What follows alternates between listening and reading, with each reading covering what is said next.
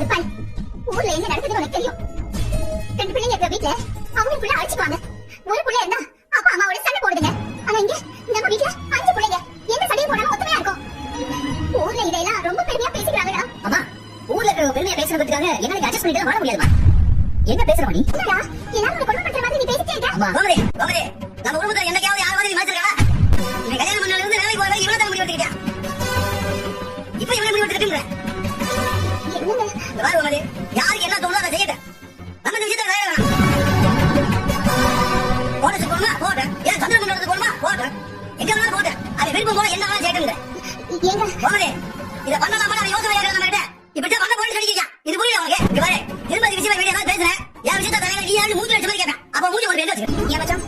அதான் மீனா சொல்லுச்சுல தனியா போறதுக்கு அதுக்கு விருப்பம் இல்லன்னு. நீங்க வேணா இவங்க கிட்ட பேசி அதை பத்தி நாம என்ன வச்சுக்கிறேன். அது அவங்க புடிச்சு போனதுக்கு நடக்கிற விஷயம்டா. அவளை பேசி முடிச்சுட்டு அது நம்ம தலையில கூடாது. அப்பா கண்டிப்பா அவனை எப்படி பேச சொல்றீங்க? விடாம அப்படியே கையை போட்டு நிறுத்த சொல்றீங்க. அப்படியே போட்டு நிறுத்தின கூட நிக்கிற மாதிரி வச்சுக்கியா? நிக்க பண்ணாரா? தோளுக்கு மேல வந்து விட்டாச்சுல. இதுக்கு மேல யாரையும் மடியில வச்சு கொஞ்சிக்க முடியாது. யாரையும் மடியில வச்சு தாங்கி இருக்க முடியாது. யாருக்கு என்ன விருப்பமா பண்ணிட்டு விடு. இல்லை உங்க விருப்பம் போய் வாங்க. இதுக்கு மேல வீட்டை வீட்டு வெளியே போகாதே. எனக்கு கட்சிக்கிறத பார்த்தேன். அவ்வளவுதான் சொல்றேன். நல்லதானே இருந்தா திடீர்னு ஏன் இப்படி ஒரு முடிவு எடுத்தா?